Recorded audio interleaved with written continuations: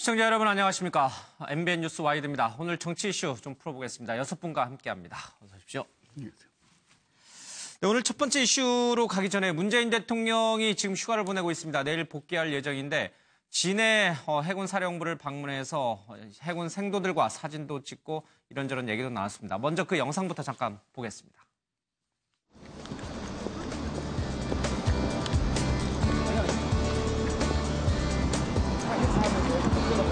그린시 하시는 분 하나 드시라고.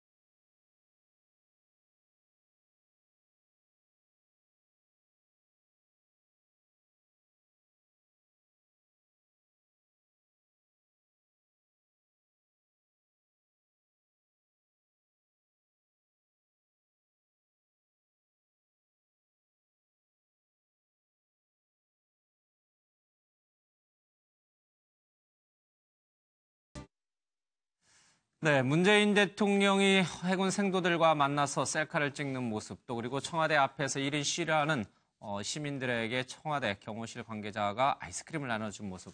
과거에는 참 보기 어려웠던 모습인 것 같습니다. 고영신 교수님, 많이 달라졌어요. 진짜 열린 경우로 가는 것 같아요. 그렇죠? 지금 그 문재인 대통령이 육사생도를 오고 사진 찍는 모습이라든가. 해사생도들이요. 예. 해사생도. 예. 죄송합니다. 또 청와대 앞에 1인 시위하는 분들. 예. 원래는 경호원들한테 그 제공한 물을 이제 경호원들이 갖다 준 것 같아요. 예. 자기만 먹기는 또 미안하고 또 예. 거기서 그 땡볕에서 이렇게 고생하시는 분들을 이렇게 갖다 준 것 같은데 정말 평화로운 모습입니다. 나라가 저렇게 평화로워야 되는데 예. 지금 사실은 그렇지 않은 게 문제 아닙니까? 지금 나라 안팎에서 가장 문제가 뭡니까? 북핵, 또 ICBM 예. 이 발사로 인해서 지금 미국에서는 전쟁 얘기를 얘기하고 트럼프 같은 경우는 그 몇천 명 죽어도 관계없다. 한국에서 죽는 것이지 미국에서 예. 전쟁하는 거 아니냐. 이런 상황이 지금 전개를 되고 있어서 한반도가 일촉즉발해. 어떻게 보면은 그런 상황을 막고 있는 거. 예. 그 모습이 너무 대비가 돼서 참 저렇게 평화로웠으면 좋겠는데 그렇지 않은 것이 좀 안타깝습니다. 예. 경호실 직원들도 대통령 닮아서 그런지 이제 시민들에게 굉장히 열린 경우로 다가가는 것 같습니다. 근데 저분들이 대통령이 자신들의 이런 민원을 또는 소원 소리를 좀 들어달라라는 의미에서 1인 시위를 하고 계신 거잖아요. 사실 저분들을 속 시원하게 해주는 것은 그 민원을 들어주는 건데 그건 안 들어주고 아이스크림만 이렇게 전해주는 걸 보면 어떤 마음일까 모르겠어요. 고맙다라는 느낌, 굉장히 감동하는 모습은 참 화면으로 좀 확인을 할 수가 있었어요. 일단 대통령님의 일정이 다 공개되니까 예.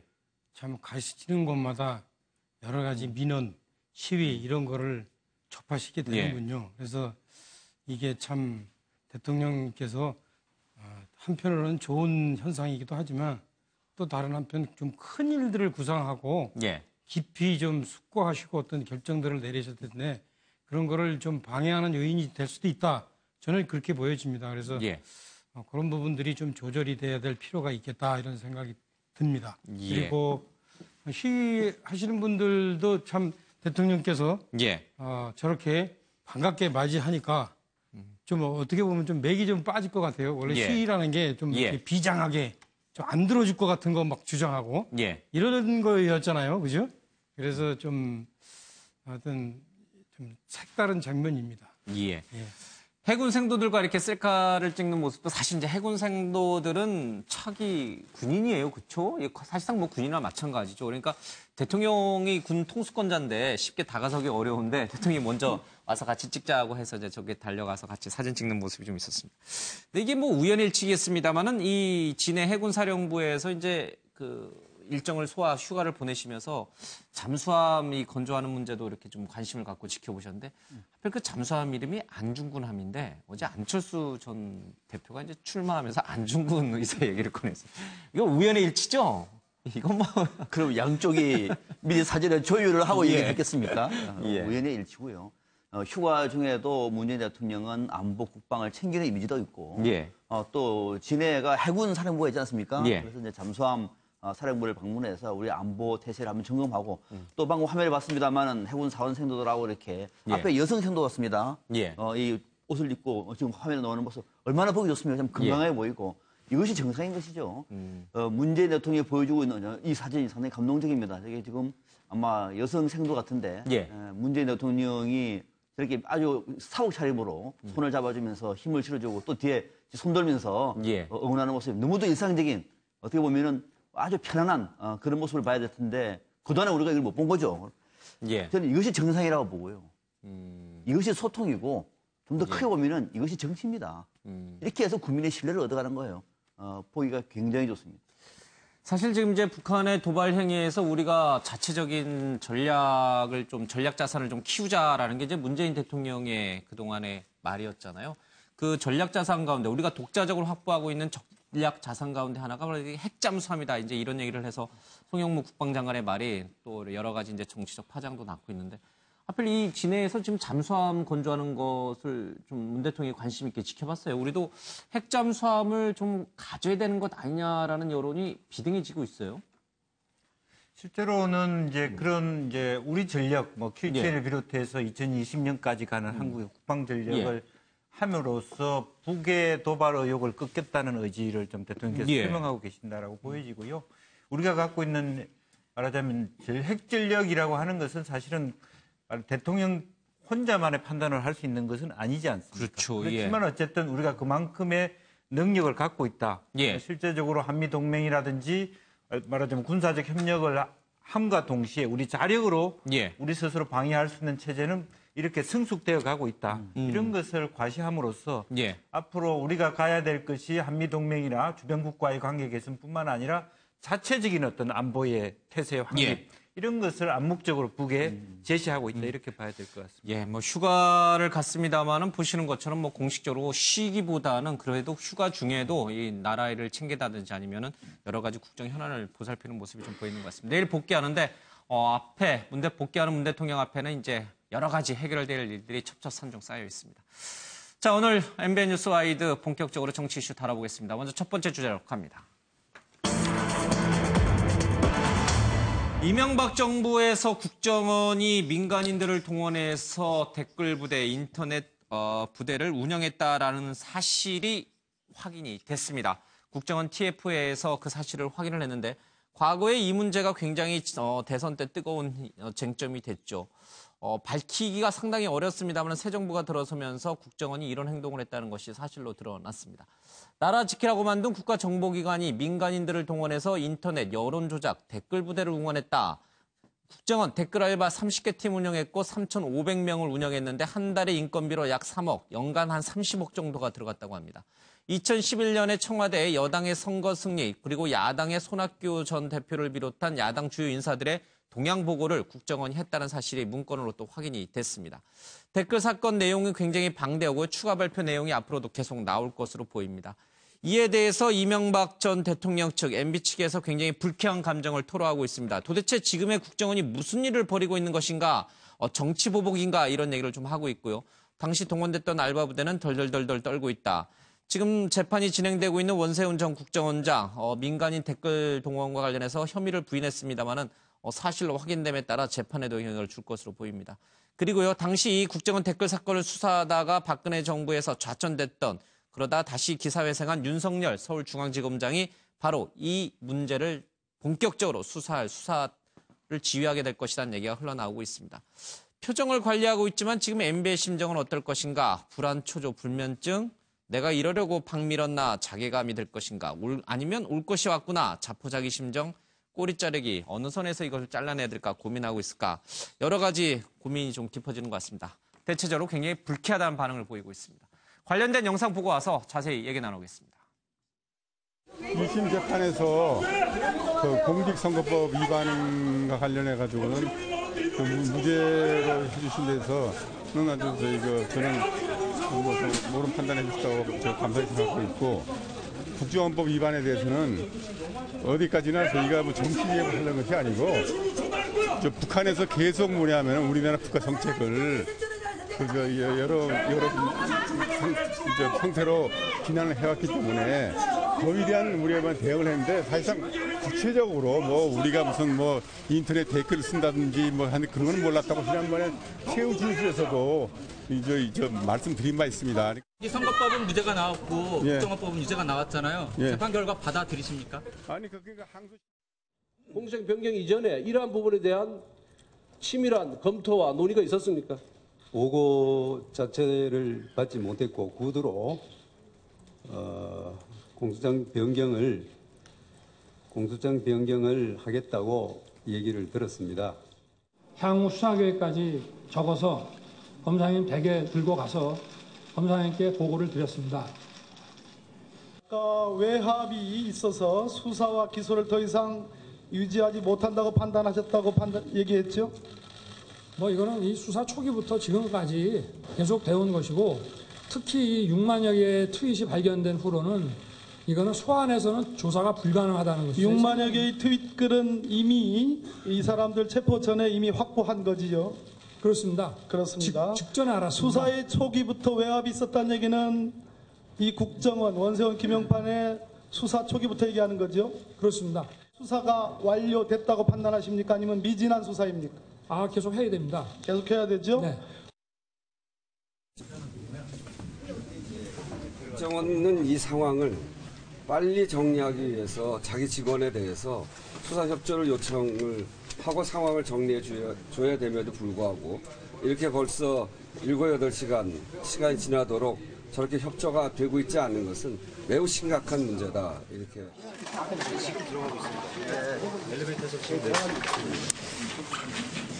변호사분하고 저희 경찰 대표 기자분들 들어가십니다.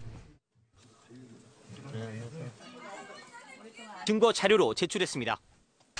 그런데 지금 유언비어가 너무 난무하고 그로 인해서 여론도 너무 왜곡이 되고 있고 한 사람으로서 너무 심각하게 명예와 인권이 침해당하고 있다고 생각을 했기 때문에 다시 한번 말씀드리지만 분명히 정치적 중립 지켜왔습니다. 네, 지난 2012년 대선 당시 국정원의 댓글 사건과 관련된 영상을 잠깐 봤습니다. 노 변호사님, 이게 사실 지난 2012년 대선이 초박빙으로 치러졌어요. 선거에 미칠 여러 변수들이 있었습니다만 저 문제도 사실 변수 중에 하나였습니다. 당시에는 국정원이 이 인터넷 민간인을 동원해가지고 댓글을 달고 그리고 여론을 조작했다라는 거에 대한 명확한 매듭이 못 지어지고 이제 넘어왔는데 새 정부 들어서면서 국정원 TF가 이제 그 사실을 확인을 했습니다. 파장이 어디까지 갈지 모르겠습니다. 저는 시간이 걸리더라도 결국 진실은 밝혀진다라고 하는 것을 이제 이번 사건을 통해서 또 한 번 느끼게 되는데요. 당시에 이 원세훈 전 국정원장 같은 경우에는 1심에서 공직선거법 위반죄가 무죄가 됐다가 2심에서 유죄로 됐죠.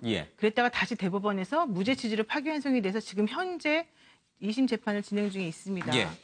그런데 이 상황에서 결과론적으로 지금 이 국정원에 관련된 이 TF에서 이런 결과를 내놓았기 때문에 이게 만약에 이제 공판 재개를 통해 가지고 정식으로 증거를 제출이 되게 된다면 당시 원세훈 전 국정원장이 아까 인터뷰에서 말했던 것 같은 말은 사실은 거짓이었다는 게 이제 너무 분명히 드러날 수밖에 없는 구조가 되고요. 이제 그분이 왜 그런 식으로 행동할 수밖에 없었는가라고 하는 것은 이제 잘못된 방향으로의 과잉 충성 때문이었다라고 이제 밖에 볼 수 없고 또 그로 인해서 뭐 한 달에 2억 5천 총합계 35억 원 정도의 혈세가 결국 이제 하수구에 버려지는 그런 시기 되었기 때문에 그런 부분과 관련해서 정말 진실이 밝혀져서 우리나라가 다시는 이런 일에 좀 연루되지 않도록 정말 다시 한번 생각해 봅니다. 대북 첩보라든지 해외 뭐 산업기술 뭐 여와 같은 이런 해외 정보 수집에 집중해야 될 국가정보원이 국내 대선 또 국내 정치 또 야당 인사에 대한 정보 수집 이런 데 민간인들을 동원해서 일을 했다. 과거 군사정권 내지는 독재정부의 때나 가능했던 일들이 다시 반복되는 거에 대한 이 국민의 충격이 좀 큰 것 같습니다. 그렇습니다.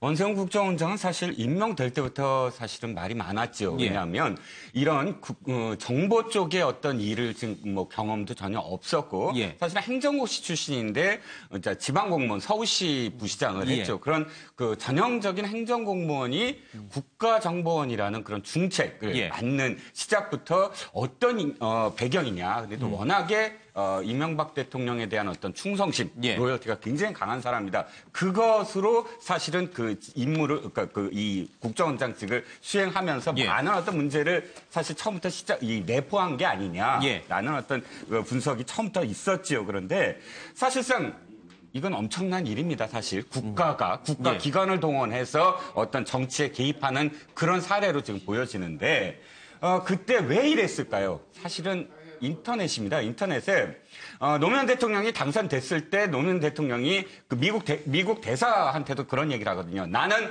세계에서 처음으로 인터넷으로 대통령에 당선됐다라고 자랑스럽게 얘기를 합니다. 그러고 사실상 이제 이명박 대통령이 당선되는데 그때는 사실 정동영 후보의 격차가 너무 심했고 뭐 인터넷으로의 어떤 그 겨뤄보지를 못했는데 다시 문재인 후보와 박근혜 후보가 겨뤘을 때 문재인 후보 측에 또 이 민주당 측의 이 인터넷의 어떤 공세가 굉장했거든요. 정말 뭐 그때 파워 블로거의 어떤 약세도 어마어마했고 그런 어떤 균형도 그렇기 때문에 이것을 바로 균형을 잡기 위해서는 어떻게든 인터넷에서 균형을 잡아봐야 된다라는 그런 절박함이 아마도 국가기관을 이렇게 동원하게 만든 요인이 아닌가 싶습니다. 정권 연장 내지는 재창출에 대한 욕심이 이제 이런 결과를 가져왔다.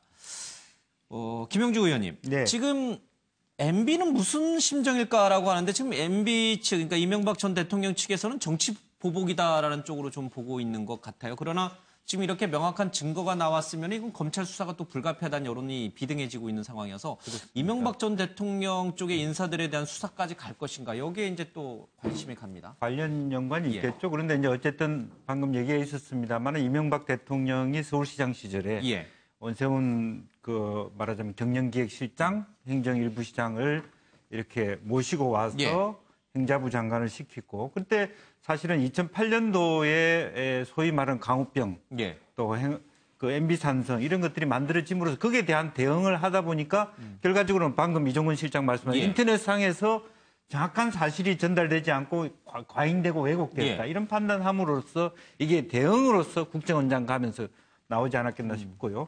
질문에 답을 한다면 왜 시키지 않은 일을 과잉 대응했냐 이렇게 아마 이명박 대통령은 원세훈 국정원장한테 생각할 수 있을 것 같습니다. 일종의 꼬리 자르기인가요, 그러면?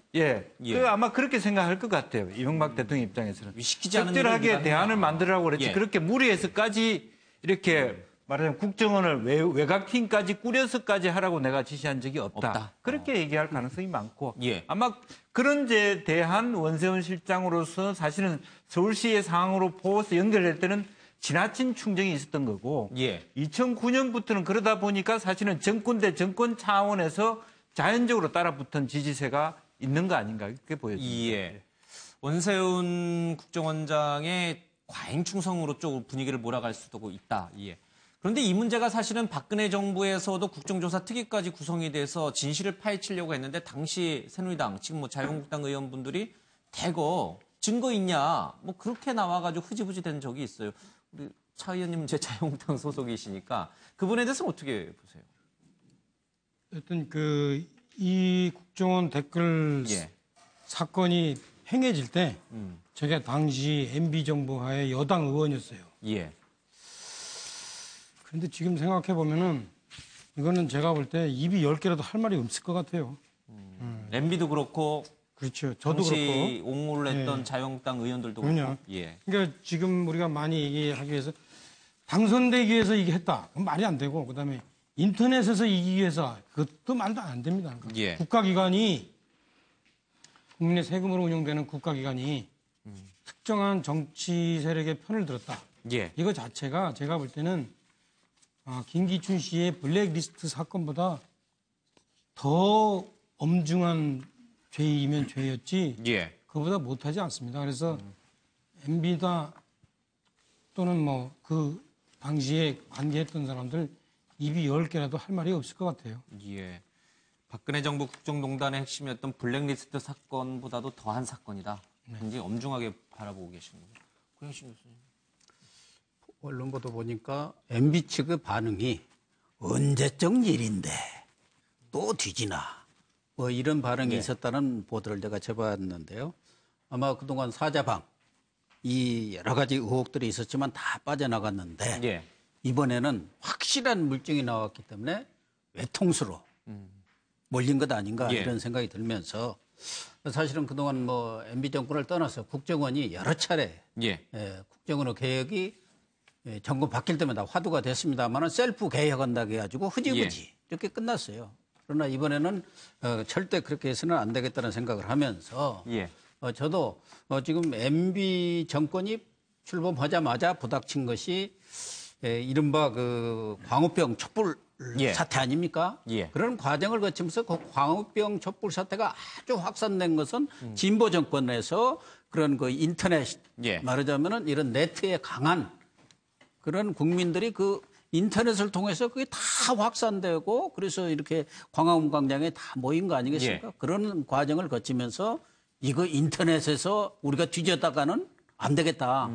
그래서 진보 좌파 세력에 대한 물타기 차원에서 이 세력을 키워야겠다는 생각을 하나 한 것 같고 그동안 그 MB 정권에서는 박근혜 당시 한나라당 대표와 갈등이 아주 심했는데 2010년 8월 21일인가 그 회동을 계기로 해서 회복이 됩니다. 그러니까 보수 정권을 재창출하는 쪽으로 이게 의견이 모아지면서 그 보수 정권을 재창출하려면은 이런 그 인터넷에서 확실히 여론전을 해야겠다. 그러한 그 정치적 목적하에 말도 안 되는 이런 행태가 벌어진 거 아닌가 보여집니다. 지금 뭐 블랙리스트도 그렇고요. 그리고 국민의당의 이른바 문준용 씨 조작도 그렇고 국정원에 이제는 민간인을 동원한 댓글 조작, 댓글 부대 운영까지 좀 충격적인 일들이 계속 벌어지고 있군요. 우리 정치권에서 있어서는 안 되는 일들이에요. 이게 계속 후진적으로 가는 정치. 아니 그럼요. 뭐 이거는 뭐 정말로 할 말이 없는 것인데 당시에 이명박 정부의 집권당에 몸을 담았던 차명진 전 의원님 말씀하시는 거 들어보니까는 가슴이 뭉클합니다. 입이 10개라도 할 말이 없다. 박근혜 정부에서의 블랙리스트보다도 더 죄질이 나쁘다. 저런 건 정도라고 얘기하면 대한민국에 보수 희망이 있는 겁니다. 인정을 합니다. 아니 옆에 있기 때문에 그런 것이 아니라 저 정도 나와야 되는 거예요. 잘못한 것은 잘못했다고 참여해야 된다. 그러나 당시에 있었던 관계자들 다 무슨 얘기합니까? 정치 보복이라고 또 지금 오히려 목소리를 높이고 있잖아요. 이것을 정치 보복이라고. 정말로 우리 시대가 끝을 내야 할 국정원을 말 그대로 국정원으로 바로잡혀야 할 이 지난한 어떤 이 혁신의 과정을 정치 보복이라고 또 얘기하고 있는 사람들이 대한민국에 있는 겁니다. 있을 수 없는 거죠. 아무튼 국민들은 간첩을 잡으라고 북한에 대한 정보를 조금이라도 더 정확하게 알라고 국정원에 엄청난 특수활동비를 제공합니다. 그 돈은 국민의 세금입니다. 혈세입니다. 영수증도 원하지 않습니다. 그 돈을 가지고 국가정보원이 국민들을 알바로 고용을 해가지고 정치권의 특정 정당을 비난하고 특정 세력을 옹호하고 이런 식으로 댓글 부대를 운영했다. 억장이 무너지는 일입니다. 정말로. 만약에 정권 교체가 안 됐으면 이 사실이 들통났을까요? 아마 역시 역사 속에서 아마 묻히고 말았을 겁니다. 그래서 정권 교체는 필요하다는 얘기다. 한 번 더 생각하게 되고요. 간단하게 그러면은 댓글보다 왜 필요했느냐 이겁니다. 원세훈 전 원장은 이명박 대통령의 측근 중에 측근이죠. 정권 교체를 했습니다. 그런데 여론이 안 좋아요. 특히 뭐 촛불 민심 때문에 상당히 안 좋습니다. SNS는 더 안 좋아요. 어떻게 할까요? 보수 정권, 당시 MB 정권을 향한 충성을 다한 겁니다. 알겠습니다. 박상명 박사님께서 이제 참여한다는 차명진 전 의원이 저 정도는 돼야 된다 이제 이런 얘기를 했는데 당시 관계자들이 좀 입이 10개라도 할 말이 없다라는 정도의 참여하는 마음을 가져야 되는데 잠깐 한마디 하겠다라고 하시고선 슬그머니 또 내리셨어요. 왜 그러신 거예요? 근데 이제 하여튼 지금 이 부분은 좀 확인이 돼요. 솔직히 그 현재 그 이 국정원 TF에서 그 내용이 뭐였었는가 이 부분에 대한 발표는 좀 정확하게 얘기하지 않고 있어요. 그래서 그 부분에 대해서는 좀 확인이 좀 필요하겠다. 그러니까 예컨대 이제 내부의 어떤 그 사실은 페이크 뉴스에 대한 대응이라든가 어떤 뭐 진짜로 그야말로 그 이 북한의 김정은을 찬양하는 내용에 대한 대응이라든가 그런 거였는지 실제 정말로 반성해야 될 것으로 특정 정치 세력, 국내의 예. 특정 정치 세력에 대한 어떤 폄하 내지는 왜곡 그런 내용이었는지 이 부분은 좀 확인을 해봐야 되겠다. 이거는 있습니다. 알겠습니다. 정치적 파장은 계속 이어질 것으로 보입니다. 다음 주제로 가보겠습니다.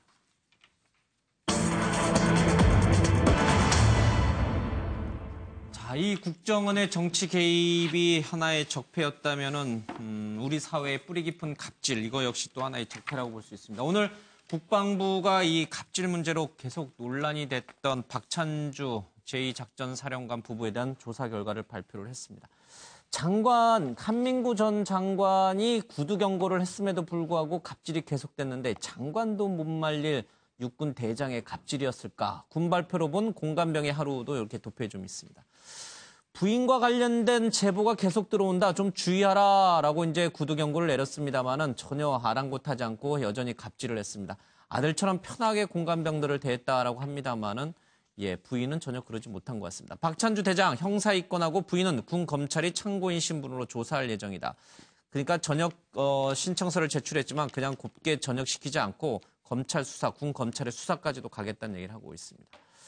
이 공감병의 하루를 이렇게 이제 좀 편집을 좀 해서요. 여러 가지 이제 제보 들어온 사실 또 사실이 확인된 걸로 근거로 이렇게 24시간을 그려봤는데 밤 12시에서 잠자리에 듭니다. 그리고 새벽 6시에 깨죠. 이거 깨는 시각은 바로 이 박찬주 대장 부부가 교회를 가기 때문에 그렇다고 합니다. 6시에 가기 때문에 깨고요. 전자팔찌를 차고서 이제 호출로 하루가 시작이 됩니다. 빨래와 다림질, 발톱을 또 주워야 되고요. 골프공도 주워야 되고 텃밭 농사도 좀 해야 되고 전도 부쳐야 됩니다. 떡국에 들어가 있는 뜨거운 떡을 손으로 떼기도 해야 됩니다. 이 박 대장의 아들이 공군으로 복무하고 있는데 휴가 나오면요. 같은 사병 입장인데도 불구하고 그를 위해서 바비큐도 준비해줘야 되고 부대까지 데려다 주는 대리운전도 좀 해야 된다고 합니다. 손님이라도 있으면 보통 밤 12시나 돼야 취침자리에 좀 들게 된다고 합니다. 자, 오늘 국방부 발표 내용부터 해서 관련 영상 먼저 보고 오겠습니다.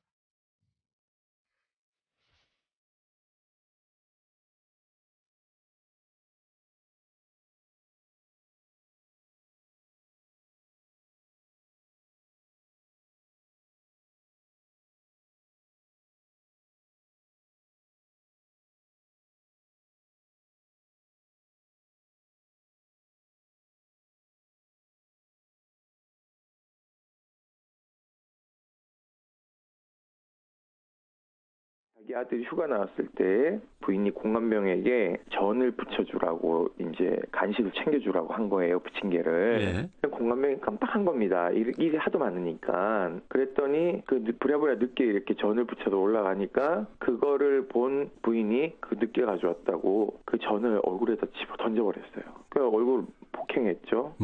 상상을 초월합니다.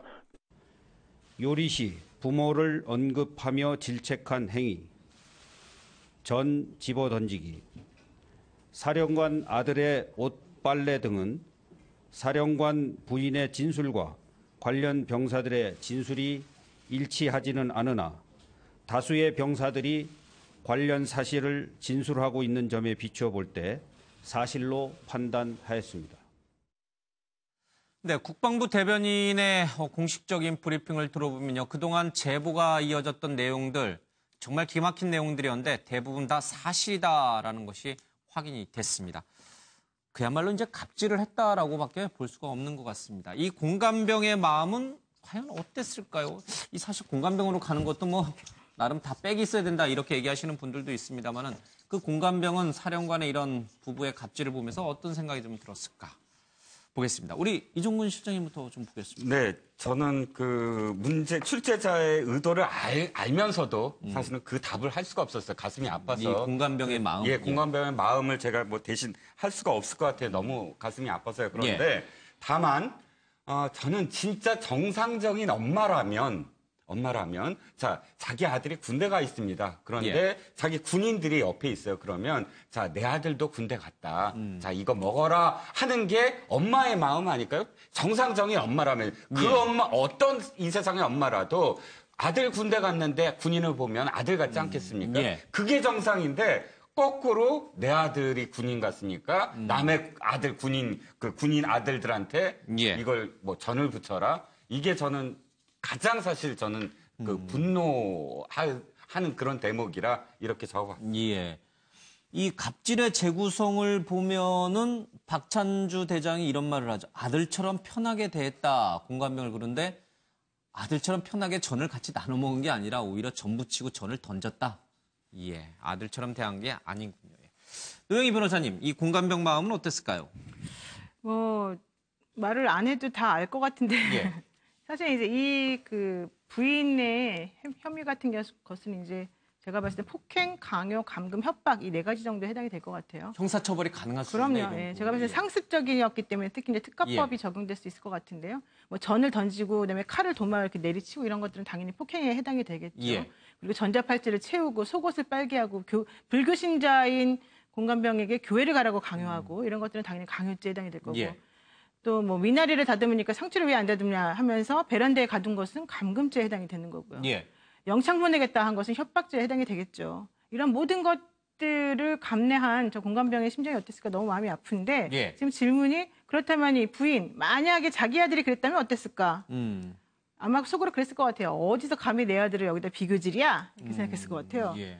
정말 저는 황당무계한데 이 부부 특히 이 부인이 정말 잘못된 것을 반성을 하고 예. 그에 상응하는 그런 대가를 치르기를 바랍니다. 이 사령관 아들도 사실 딴 장성에 공감병을 보냈으면 딱 예, 입장을 이해할 수 있었을 텐데 그렇죠? 예.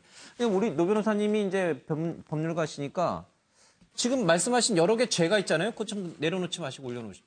여러 개 제목을 적용할 수 있다는 거예요. 지금 사령관 박찬주 대장 부인에게. 그런데 군 검찰이 참고인 조사로 예정을 하고, 그러니까 참고인에서 이제 피의자로 바뀔 수 있다는 뜻이에요. 아니면 부인은 박찬주 대장은 이제 녹을 먹으니까 처벌 대상이지만 부인은 봐주는 거예요? 박찬주 대장 같은 경우는 현재 아직까지는 군인 신분이고 예. 당시에 이제 자살 기도까지 했었던 공감병이 있었기 예. 때문에 그와 관련해 가지고는 당연히 그 군형법에 의해서 처벌을 받을 수밖에 없어요. 그래서 예. 이제 군형법에 근거한 군검찰로 넘겨졌다라는 얘기가 있고요. 예. 다만 이제 이 부인 같은 경우에는 신분이 사실은 이제 남편하고 같이 그런 행동을 했기 때문에 공모공동 정범으로 의율할 수도 있습니다만은 지금 현재 그렇게까지는 하지 않은 것 같고 제가 말씀드린 거는 오늘 시민단체가 이 부인을 형사고발을 했거든요.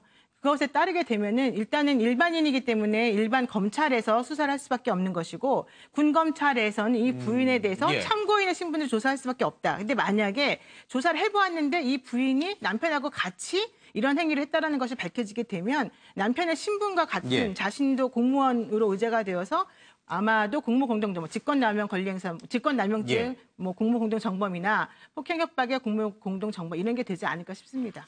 알겠습니다. 이 문제는 잠시 뒤에 조금 더 자세히 좀 풀어보도록 하겠습니다. 박성현 선생님, 공감병의 마음. 네. 저도 얼마 전까지 이제 아들을 군대 보냈었는데, 저 얘기 들으면 참 눈물이 납니다.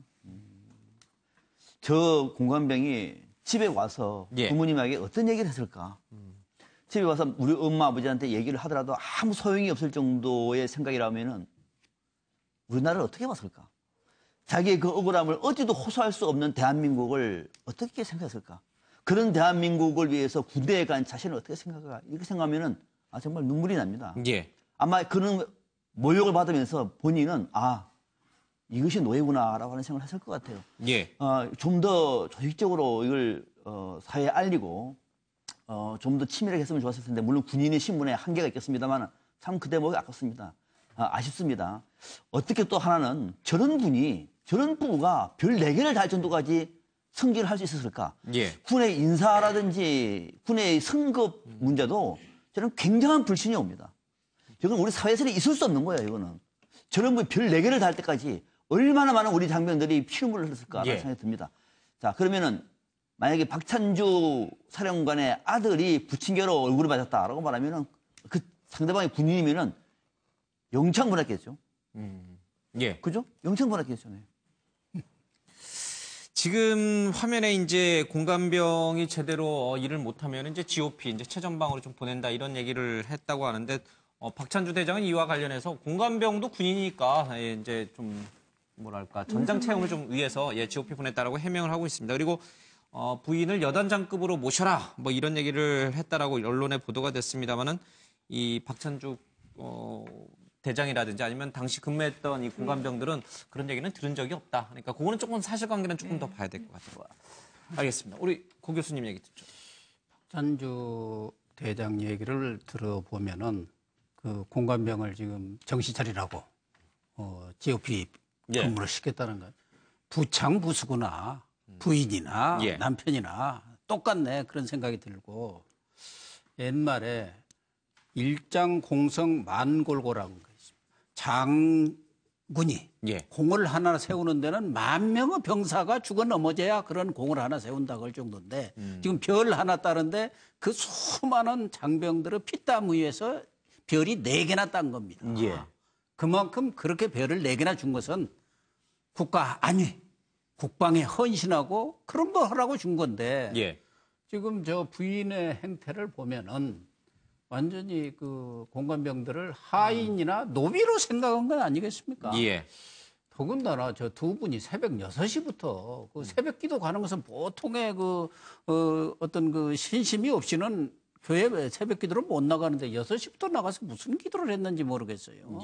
자기 아들 잘 때라는 기도만 했는지, 우리 남편 별 하나 더 달으라는 기도만 했는지 모르겠지만 어쨌든 있을 수 없는 일이 벌어졌고 그에 상응하는 응분의 그런 조치가 취해져야겠다 하는 생각을 하면서 만약 자기 아들이 그런 경우를 당했다고 하면 어떻게 하겠습니까? 나무 귀한 자식 모욕죄로 해서 그런 행위를 한 사람은 영장 보내는 건 물론이고 아마 그 줄줄이 벗었을 거예요. 못 벗었을 겁니다. 우리 김영주 의원. 네. 사실은 뭐 지난 두 정부의 핵심 라인들을 사실 어떻게 보면 독사파라고 했는데 독일 사관학교 출신들이다 이런 얘기였는데 독일에서는 기본적으로 군인들을 볼 때 시민으로 교육하거든요. 사실 그런 의식들을 가지고 사실은 연수를 받고 들어갔어야 되는데 그렇지 못한 게 아니냐. 실제로 전쟁을 막기 위해서 정말 애국하는 마음으로 군에 간 이 아이가 이 장병이 또 처음에는 아마 그런 공간에 갔을 때는 좀 좋은 곳으로 배치됐다는 생각도 했겠지만 이렇게 전쟁을 하러 간 사람이 전과의 전투를 할 줄은 몰랐다. 정말 어처구니 없는 그런 의미에서 정말 다른 일을 하게 하는 그리고 이 사람들이 정말 우리나라의 리더십에 대해서 장군에 대해서 또 정치권에 대해서 얼마나 말하자면 존중감이 없이 살았겠는가. 사실 그런 면이 좀 가슴이 아프다 그런 생각이 듭니다. 전쟁을 총 들고 전쟁을 벌였는데 전 부치는 전쟁이 그거를 벌이고 있었다. 안타깝습니다. 우리 차명진 의원. 이 병사의 생각 아주 좋은 질문이에요. 아마 병사는 처음에 이렇게 이제 당번병을 하면서 그러니까 근무, 훈련, GOP 근무, 훈련 이런 것을 자기가 이제 피한 것에 대한 보상이다 이런 생각에서 가진 고초를 다 이겨냈을 거예요. 그런데 이 빈대떡을 얼굴에 맞는 순간 흥부가 기가 막혀를 생각했을 거예요. 그래서 흥부가 사실은 그 인생이 바뀌는 결정적인 계기가 뭐냐면 그 전에 놀부와 놀부 마누라한테 계속 기다가 얼굴을 주걱으로 맞은 이후 그때부터 흥부가 각성을 해요. 자기 신분에 대해서, 자기 처지에 대해서. 여기도 아마 이 병사도 저 빈대떡을 얼굴로 맞는 순간 야 이거 내가 이거 너무한 거 아닌가? 그때부터 아마 일기와 증거 채취를 해서 흥부의 어떤 역전 인생을 준비하지 않았을까? 알겠습니다. 남들은 이 장군 사령관의 당번병이라든지 뭐 공관병으로 가면은 굉장히 보직 잘 받았다, 부럽다라고 얘기를 다들 많이 하시곤 했는데 막상 이렇게 24시간 하루 일과를 쭉 보니까 이건 결코 부러워할 일이 아니에요. 굉장히 모멸감도 느껴서 물론 이제 자살 시도가 있었다는 부분도 사실관계를 좀 확인해봐야 된다라고 오늘 국방부가 발표했습니다. 결코 저게 이렇게 좋은 부러움의 대상이 되는 하루가 아니에요, 그렇죠? 일과가 아니에요. 원래 공관병이 아주 꽃보직입니다. 근데 박찬주 장군 같은 사람을 만나서 그러니까, 저곳에 그런 거죠. 그 꽃보직도 누구를 만나냐에 따라 다르군요. 우리가 여기서 조금 분명히 주의해야 될 게 이런 생각이 들어요. 공관병이 물론 이제 훈련을 받는 직이 아니기 때문에 여러 가지 이제 상당히 뒤치다거리를 하긴 해야 되지만 이 경우에는 장군의 부인이 좀 이렇게 우리가 지난번에 이렇게 최순실 씨가 곳곳에서 갑질해서 결국에는 그게 문제가 됐다 그러잖아요. 이런 쪽으로 좀 제가 볼 때는 인격적으로 좀 더더욱이 문제가 있었던 경우가 아닌가. 그래서 이 부분은 좀 우리가 좀 잘 옥석을 가릴 필요가 있다. 이런 생각은 좀 듭니다. 예. 사실 이 문제가 이토록 많은 사람들의 공분을 쌓고 꽤 오랜 시간 동안 계속 화제가 되고 있는 것은 이게 비단 박찬주 대장만 해당되는 것은 아닐 거라는 이제 추측 때문에요. 오늘 국방부가 이제 전국 각 장군들의 공간에서 일하는 공관병들을 전수조사한다는 얘기를 하고 있는데 비단 박찬주 대장에게만 그칠 것인가, 또 다른 갑질 사례들은 없을 것인가, 여러 가지를 좀 생각하는 대목이어서 많은 사람들이 좀 관심을 갖는 것 같습니다. 이 부인에 대한 사법 처리 문제, 또 이 박찬주 대장에 대한 사법 처리 문제는 어떻게 될 것인가, 그 부분을 좀 짚어보셔야 될 것 같습니다. 좀 써주시는 동안에 저희들이 먼저 영상 잠깐 화면으로 보겠습니다.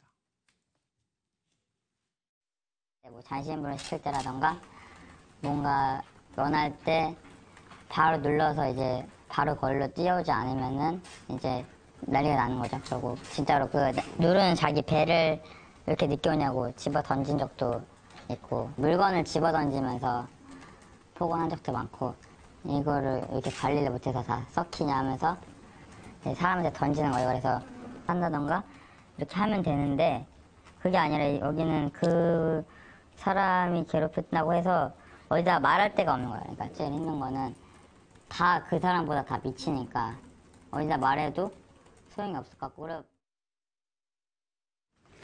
중간조사 결과 국방부는 민간단체가 군 검찰에 제출한 고발장과 감사 조사 결과를 토대로 이 작전 사령관을 형사 입건하여 검찰 수사로 전환하기로 하였습니다.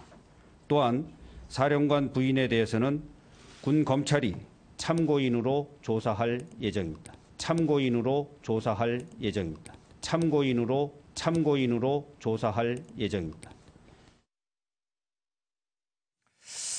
네, 앞서 잠깐 이제 노영희 변호사께서 잠깐 말씀을 좀 해주셨습니다만은 박찬주 대장에 대해서는 형사 입건해서 군 검찰이 조사를 하고, 민간인 신분이 박찬주 대장의 부인에 대해서는 이제 참고인으로 조사할 예정이다. 혐의가 드러나면 이제 피의자로 전환을 하겠습니다만, 자, 이것이 과연 적절한 것인가를 놓고서 이제 여러 가지 얘기들이 또 흘러나오고 있습니다.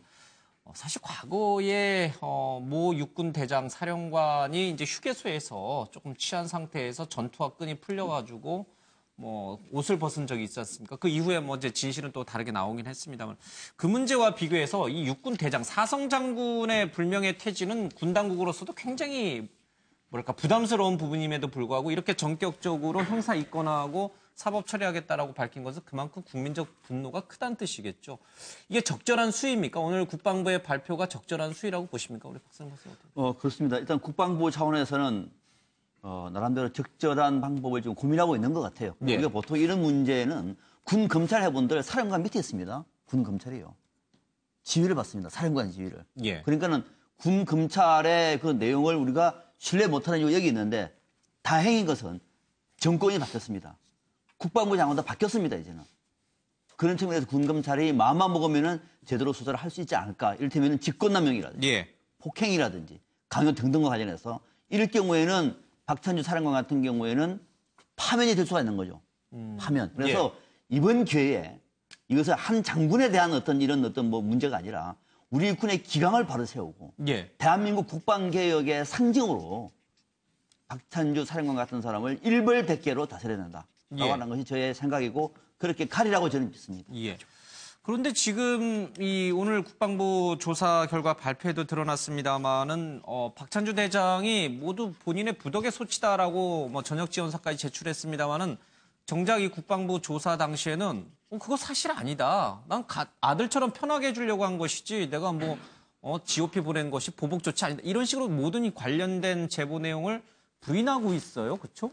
이게 조사한다고 해서 과연 사실관계가 밝혀질 것인가. 어차피 증언에 근거하고 있는 거니까. 자, 지금 이번에 군이 제일 잘못한 게 뭐냐면 일단 보직 해임을 했었어야 돼요. 지금 이 순간까지도 계속 제2사령관의 그 직무를 계속 수행하게 만들었거든요. 그러면 사령관으로서 사실 그 어떠한 그 감찰을 받았거나 했을 때 당연히 나는 그렇게 안 했어요. 그 직급이 계속 유지가 되는 상황 아닙니까? 예. 그런데 사실은 안보 문제도 국방의 안보 문제도 사실은 며칠 동안 계속 구멍이었어요. 제가 보기에는 아니 이렇게 지금 이야기가 나오고 있는 와중에 제대로 사령관의 어떤 직무를 수행할 수 있었겠습니까? 예. 지금에서야 뭐 군 검찰에 넘긴다 이런 어떤 상황인데도 아직 직무는 계속 유지되는 어떤 상황. 예. 이것이 굉장히 큰 문제였고 사실 그 감찰 역시 사령관의 직급이 계속 유지되는 한 대답은 그렇게 나올 수밖에 없었다라고 여겨지는 거죠. 예. 김영주 의원님. 네.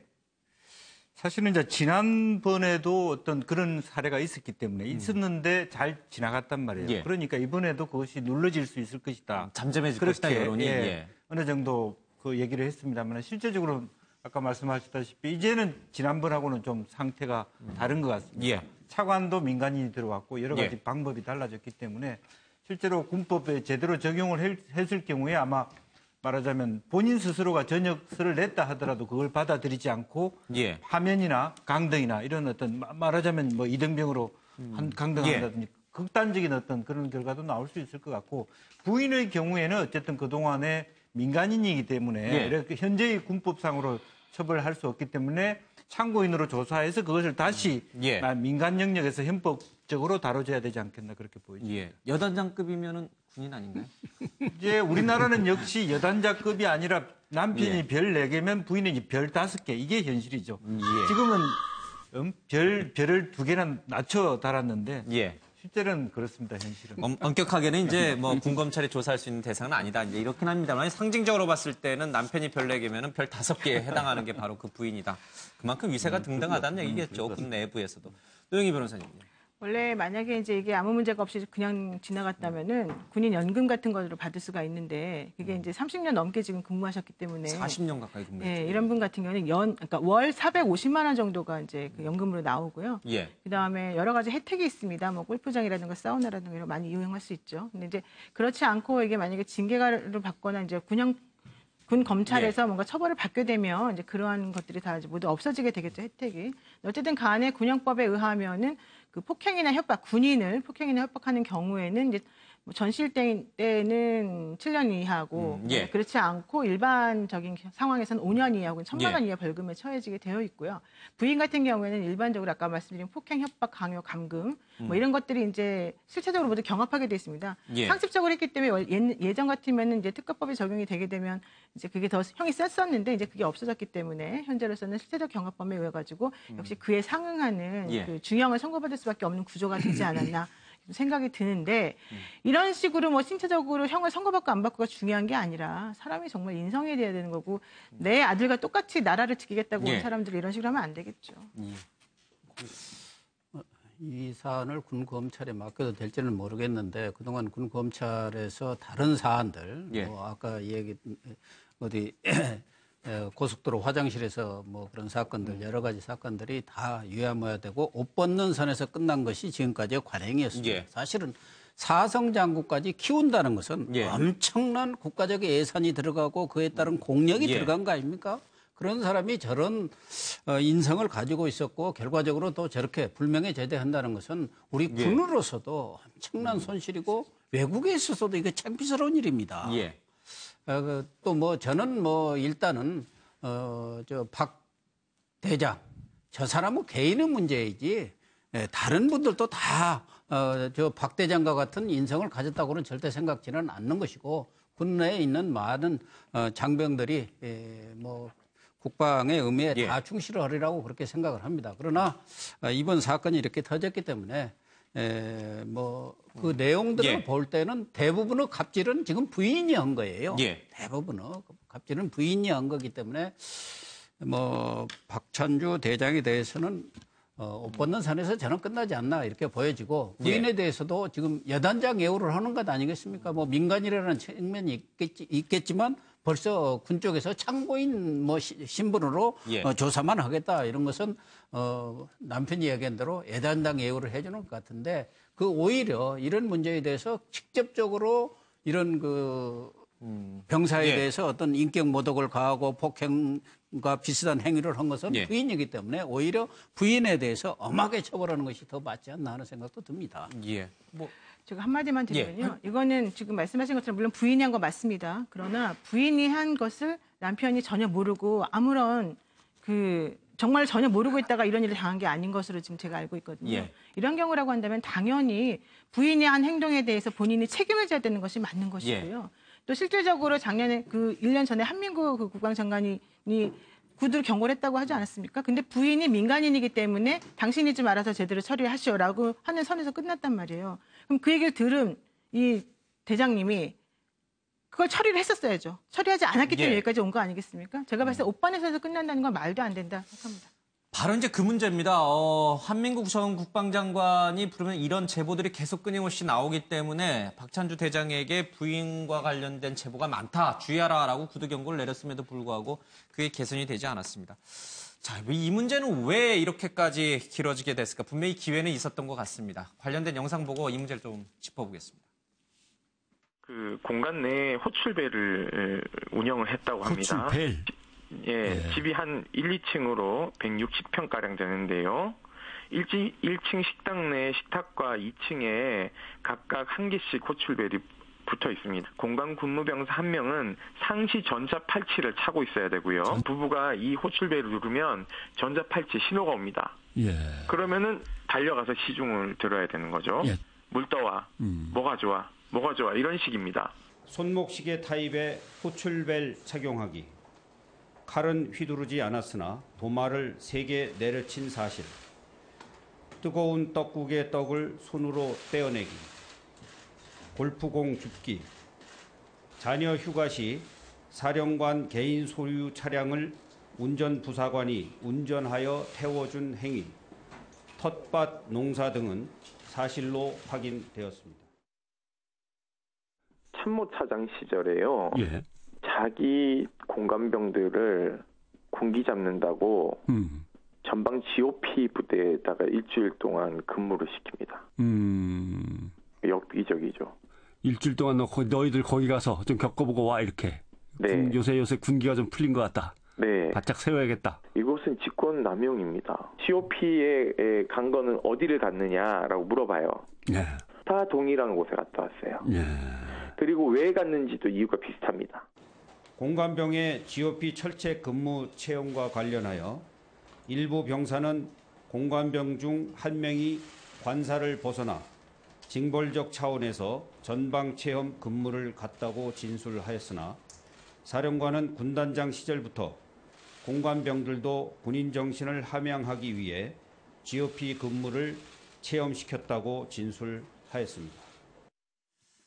네, 한민구 전 국방장관이 이와 관련된 여러 제보가 끊임없이 들어오니까 박찬주 대장에게 주의를 하라라고 구두 경고를 내렸습니다. 왜 구두 경고선에서 그쳤을까? 그 당시에 이 문제를 좀 본격적으로 파헤쳐서 근절시켰으면 어땠을까? 이것이 새 정부가 들어서면서 불거진 이유는 또 무엇일까? 여러 가지를 좀 생각해야 하는 대목이 있습니다. 노영희 변호사님.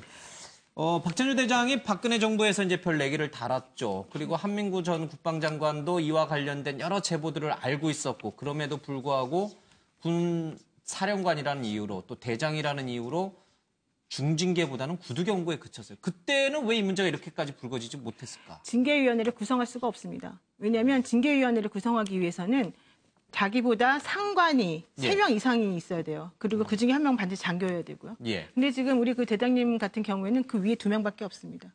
따라서 징계위원회 같은 건 상상도 할 수 없는 일이고. 징계 자체가 불가능했다. 그렇죠. 예. 결론적으로 말하면 갑질할 때는 그 부인을 여단장급으로 하라고 하고 실제 경고를 하니까 부인은 민간인이 돼버리는 겁니다. 이런 경우라고 한다면 정말 편리하게도 모든 걸 빠져나가지 않겠습니까? 당연히 구두 경고가 아무 의미가 없었다. 이렇게 볼 수밖에 없습니다. 미흡한 거 아닌가 이런 지적도 좀 있습니다. 사실 왜 한민구 국방장관이 말로만 야단을 쳤을까? 저는 이것도 분명히 이유가 될 것 같아요. 박지만이라는 이름. 육사 37기 동기거든요. 박근혜 대통령의 동생 박지만 씨가 사실은 뭐 그렇다고 해서 권력을 행사한다거나 이건 없었는데 당시에 육사 동기들이 빨리 승진을 했다라는 이야기는 그때도 이미 나왔었습니다. 그렇기 때문에 그것도 작용한 게 아닌가 싶고요. 한 말씀만 더 드리면 이때 그러면 돌아가서 어땠을까요? 구두 경고를 받고 돌아가서 잘 됐을까요? 잘 됐으면 지금 이런 일이 터지지 않죠. 더 심하게 됐을 겁니다. 그래서 아마도 이런 일이 터지지 않을까 싶습니다. 박지만 이재 장관은 뭐 직접적 관련은 없습니다만 이제 육사 동기라는 것이 영향을 어느 정도 미쳤을 가능성도 있다. 뭐 본인이 직접 영향을 준 건 아니겠습니다만. 김 의원님. 사실 뭐 그 부분이죠.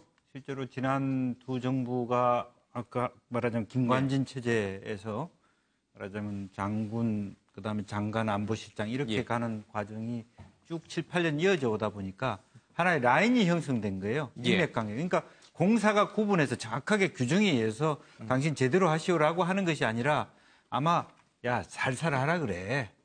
부인한테 이런 거 들었으니까 그렇게 했을 가능성이 저는 크다고 봅니다. 그러니까 알았습니다 하고 불쾌해하면서 화만 내는 정도 부인한테 그런 정도 하다 보니까 아무런 개선이 되지 않았고 그래서 이것이 정말 우리가 가야 될 공적 기관에서 군이든 국가든 간에 공과 사를 구분할 수 있는 그런 분위기가 중요하다는 거죠. 이제 오해가 있는데요. 뭐 예컨대 전 정권이 그 민주적인 정권이 아니라서 이런 사건이 일어났고 따라서 정권이 바뀌어서 잘 해결될 것 같고 없을 것 같고 내지는 뭐 여러 가지 뭐 저 사람들이 우리나라의 기득권자인 어떤 육사 출신이라서 그렇고 박지만 뭐 백이 있어서 그렇고 저는 그렇게 안 보고요. 우리나라 군대 전체가 지금 현재 비전쟁 상태가 된 지 오래되면서 이 전반적으로 전부 다 해이해지고 느슨해지고 이렇게 된 거예요. 우리가 실제 전쟁 때는 있죠. 사실은 병장들이 대장 위에 병장이거든요. 총을 쏘는 사람들이. 그래서 실제 전쟁에서는 그 어떤 실제 실전에 나가기 전에 대장들이 다 실제 술을 따라주고 아니면 밥을 먹여주고 이런 식으로 어떤 일종의 세레모니도 다 합니다. 근데 우리나라 이게 전쟁이 없은 지 오래되다 보니까 군대가 행정병 비슷하게 이렇게 되다 보니까 이런 아주 안 좋은 그런 문화가 이제 정착된 거예요. 그러니까 고인물이 썩듯이. 그래서 이런 부분을 저희 이 나라가 특히 이제 고쳐야 되는데 특히 왜 육본 주변에 있는 사람들이 빨리빨리 승진하는 이런 분위기도 빨리 고쳐야 됩니다. 알겠습니다. 군기강의 회의다. 저는 김관진 장관의 말이 잘 안 먹히고 계속 한민구 장관입니다. 한민구 장관의 말이 제대로 안 먹힌 것은 아마 저분이 혹시 김관진 라인이 아니었나 그런 생각이 들어요. 사실상 김관진 전 안보실장이 군을 사실상 장하고 있었던 것은 장하고 있었고 한민구 장관이 장관으로 있었지만 한 장관의 명령이 김관진 위에 있을 수가 없는 그런 구조 아니었습니까? 그렇기 때문에 콧방귀로 낀 것 아닌가, 콧방귀를. 두 번째는 사실은 저런 행위는 공관병한테 지금 생긴 문제입니다만은 예를 들면 사단장이 있다. 사단장 부인 무슨 행사 있으면은 그 밑에 연대장 무슨 대대장 부인들이 와가지고 말할 수 없는 그 충성을 다 해온 게 지금까지 관행 아니었습니까? 거기에서 아마 더 많은 어떤 갑질 행위가 더 있었을 거예요. 지금 공관병이 터져 나온 것이기 때문에 이게 오랜 군의 관행이고 그 한민구 장관은 모르겠습니까? 그런 자기도 다 이 장군 생활을 했는데 그런 일들이 일상적으로 있었기 때문에 그거 좀 소리 안 나게 외부로 안 들리게 하는 정도로 이렇게 가볍게 넘어간 거 아닌가? 오랜 그게 적폐죠. 이제는 그 적폐를 청산해야죠. 박수면. 네, 우리가 아마 그런 뉴스는 아마 많이 들었을 겁니다. 군대에서 장군 승진이라든지 진급을 할 때 군대의 온갖 정보들이 난무합니다. 진급 또한 군내의 정치입니다. 특히 육사 기수별로 그 진급의 경쟁은 우리가 생각하는 것 이상으로 굉장히 치열합니다. 그 경쟁의 방법이 군에서 역량 이런 것보다는 제일 중요한 것이 인맥이죠. 자, 그러면은 이명박 정부부터 박근혜 정부까지의 군 인맥은 누가 했습니까? 김관진 천하가 됐습니다. 아마 저는 군내 인맥, 군내 정치 라인은 제가 분석을 안 해봤습니다만 이렇게 박찬주 대장이 승승장구하고 저런 인격에도 불구하고 별 4개를 달고 국방부 장관이 얘기를 하더라도 통하지 않고 라고 할 수 있는 것은 딱 한 개밖에 없는 거죠. 훨씬 힘이 센 사람이 뒤를 받쳐주고 있는 것이고 그러면 결국은 아마 박찬주 대장 쪽도 결국은 김관진 라인이지 않겠느냐. 예. 뭐 독일 유학을 했는지 등등과 관련해서 김관진 라인이었기 때문에 한민구 장관도 예. 더 강하게 국방부 장관이라면 당연히 여기에 대해서 조사를 하고 군 검찰을 예. 동원해서 뭔가 얘기를 했어야 될 텐데 손도 떼지 못한 것도 결국은 자신 위에 있는 청와대 김관진이라고 예. 하는 그 어떤 훈맥을 쉽게 보지 못했던 것이다. 이렇게 보는 겁니다. 예. 뭐 김관진 전 국가안보 실장이라든지 박지만 이주회장 얘기도 언급이 되고 있습니다만 뭐 이분들이 직접적으로 이 사태에 관여했거나 개입했다라는 증거는 전혀 없습니다. 이제 여러 추론 속에서 나와서 언급이 된 거니까 이 부분들은 이제 주관적 판단이시니까 시청자분들께서 잘 오해 없이 좀 들으셔야 될 것 같습니다. 다음 주제로 가겠습니다.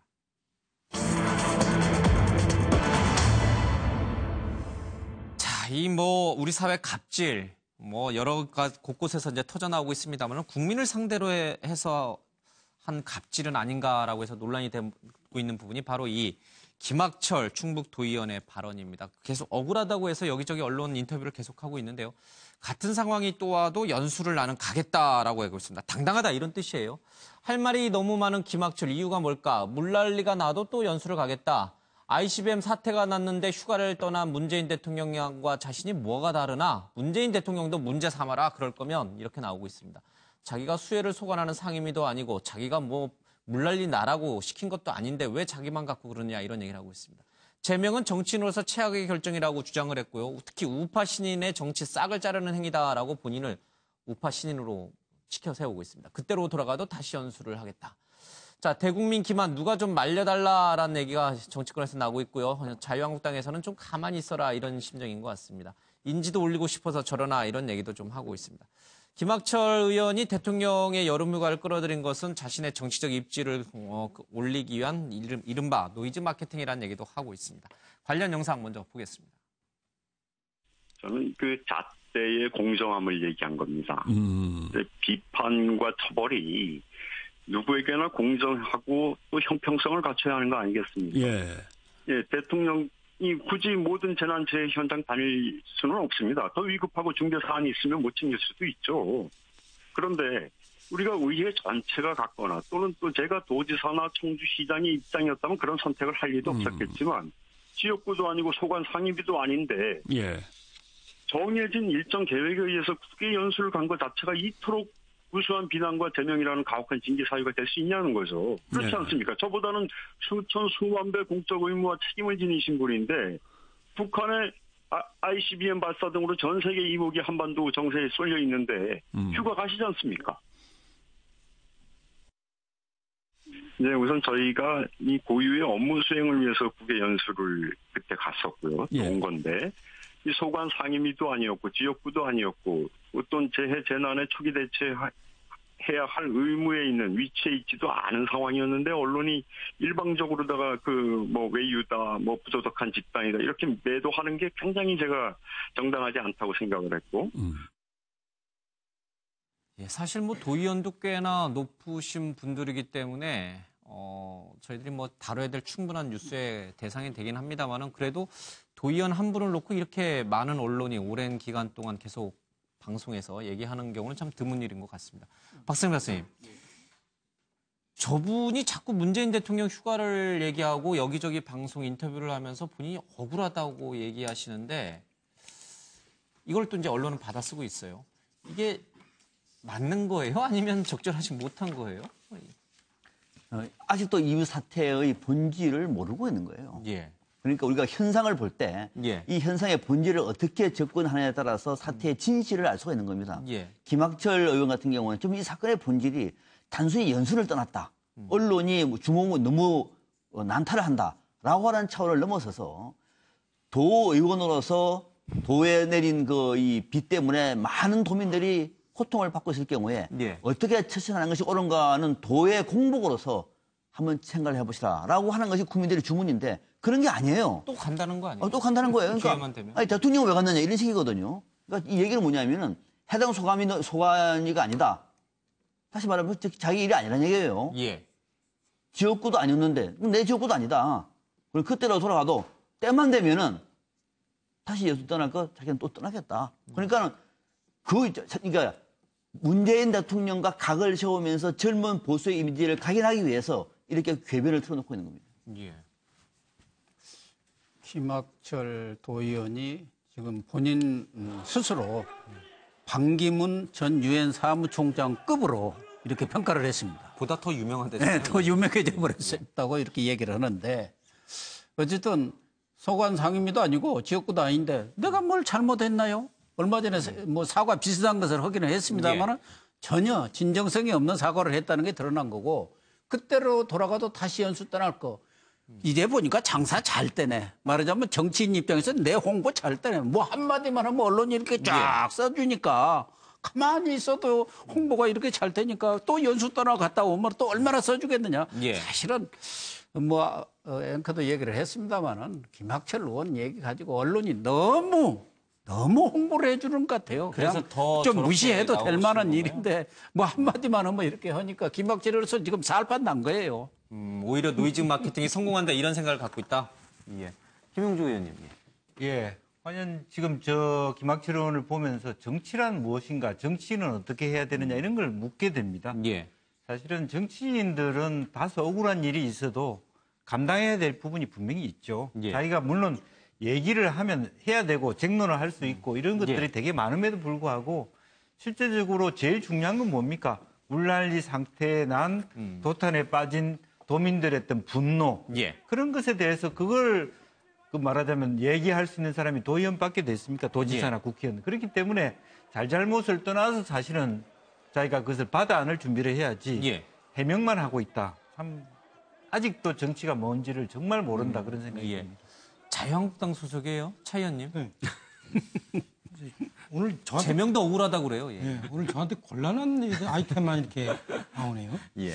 근데 이렇게 생각 들어요. 이게 지금 상당히 정치판에서 이런 경우들이 많은데 사실은 지금 만약에 이분에 대해서 자유한국당 내에서 너 좀 자숙해라 이런 얘기가 많았으면 이분이 지금 이렇게 다시 이렇게 고개를 들지 않았을 거예요. 그런데 아마 모르긴 몰라도 이분에 대해서 참 잘했다. 특히 문재인 대통령 휴가 문제 제기한 건 너 참 잘했다라고 많은 사람들이 그렇죠? 이분에게 어떤 격려를 했을 거예요. 어떤 방식으로든.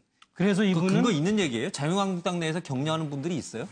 우리 자유한국당이 아니겠죠. 우리 자유한국당은 그렇게 안 합니다. 그런 사람들이 이제 주변에 있으니까 원래 이제 극단적인 사람들이 목소리가 큰 거 아니에요. 그러니까 그런 사람들이 있으니까 이게 내가 대세인가 보다. 이렇게 지금 이분이 착각을 해가지고 당에다가 재고 요청을 하고 그다음에 언론에도 나가서 계속 나는 그때가 다시 돌아와도 뭐 또 다시 하겠다 이런 식으로 하는 거예요. 그러니까 본인이 지금 잘하는 줄로 착각을 하게 만드는 주변 분위기가 있지 않는가. 그래서 참 그러니까 적에 적은 우리 편이라고 만드는 그런 묘한 분위기가 정치판에 있잖아요. 그렇죠? 그래서 이게 이의제의 하려는 분위기가 있는데 그런 게 일시적으로 통할지 몰라도 올해는 못 갑니다. 그래서 제가 얘기하지만 자유한국당에서는 이런 분들을 사실은 칭찬할 그런 것이 없습니다. 사람은 없겠죠. 만약에 뭐 그런 분위기가 있었다면 이렇게 중징계를 제명이라는 중징계를 내리지는 않겠죠. 자유한국당 분들이 아니라 일부 극소수의 지지하시는 분들이 있을 것이다. 누군지 궁금합니다. 맞아요. 그런 움직임이 있어요. 그러니까 자유한국당의 의원들이 아니고 문제는 인터넷을 보면 알아요. 인터넷에 이분 하는 이야기 중에 사실 거의 대부분이 비난글이지만 그 안에는 잘한다 하고 무슨 얘기를 하냐면 야 이거 금배지 국회의원들보다 낫다.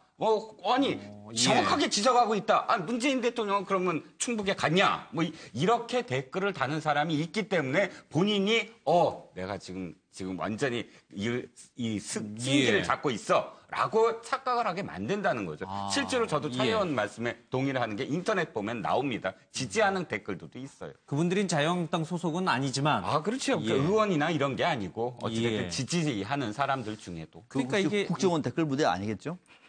지금 사라졌다면서요. 새 정부 들었으면. 그러세요? 알 수 없어. 어쨌든 이분은 아마도 내가 뭘 잘못했는지 모르고 당연히 본인을 문 대통령하고 동일시하는 것 같습니다. 그리고 자기 신을 정치적 희생양으로 생각하는 것 같은데요. 아마도 저는 이분이 뭐 다시 연수 떠날 거다라고 얘기했지만 만약에 본인 돈으로 가라 그랬으면 절대 안 갈 것 같아요.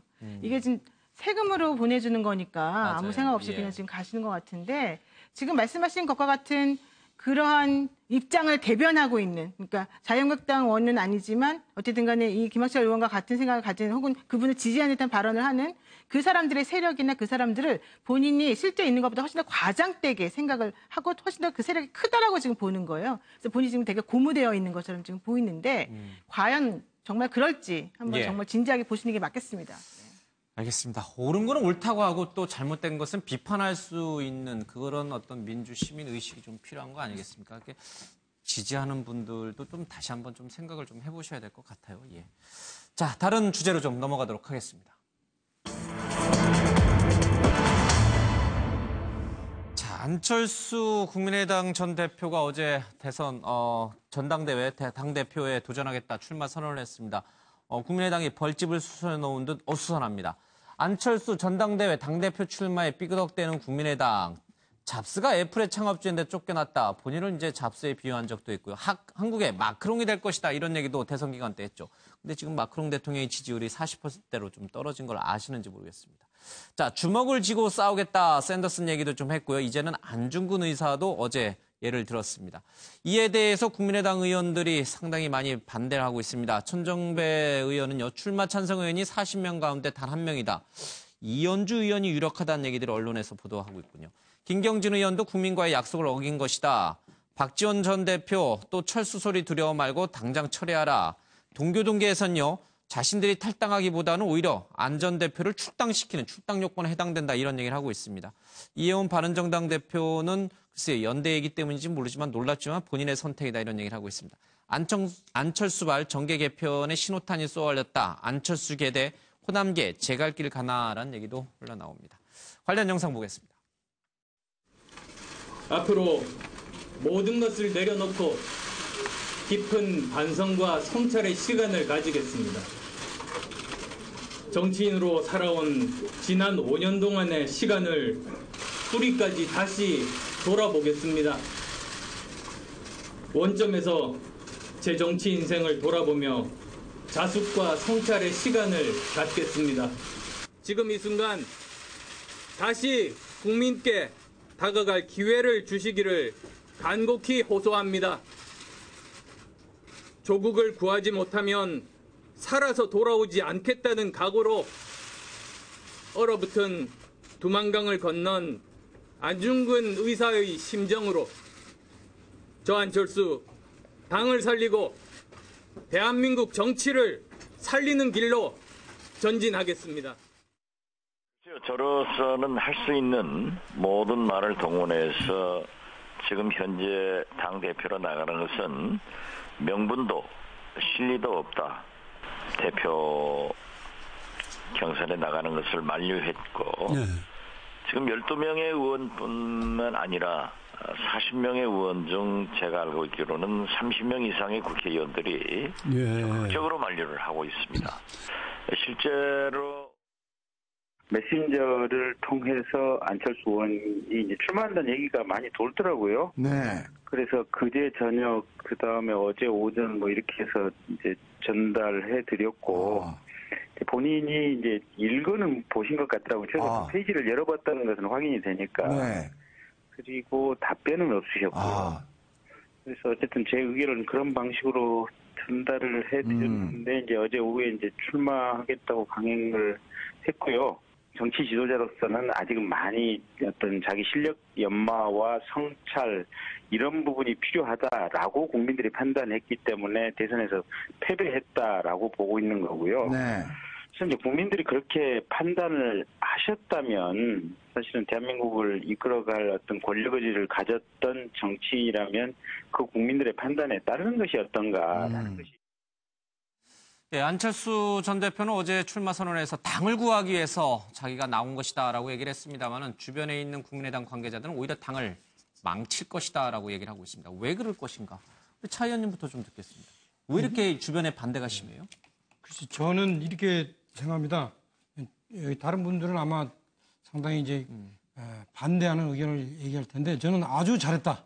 아주 잘했다? 예, 두 가지 이유인데 정치판에서는 있죠. 떠나 있으면 잊혀지고 그리고 실제 이슈를 못 잡게 됩니다.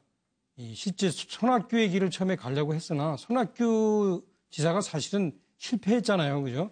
100일 동안 뭐 굴속에 들어가 있는다고 그러다가 타이밍을 못 잡아가지고 실패했는데 김대중 대통령 같은 경우에는 그래도 욕먹으면서도 다시 이렇게 복귀를 하셔가지고 결국에는 목표를 이뤘잖아요. 그래서 첫째, 정치판에서는 진흙판에서도 굴러야 된다. 그래서 복귀하는 것이 그분이 얘기하는 바로 막스 베버의 책임윤리다. 그다음에 두 번째, 지금 국민의당의 지지 기반이 있죠.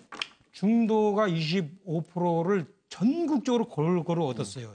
이 안철수 후보가.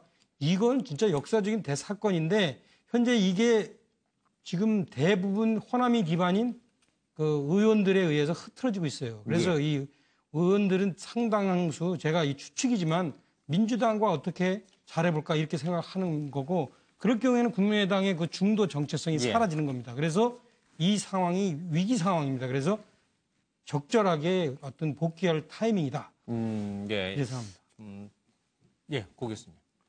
저는 뭐 그동안 여러 차례 얘기를 했습니다만은 안철수 전 대표가 정치에 조기에 복귀하는 것은 타이밍도 적절치 않고 명분도 없다.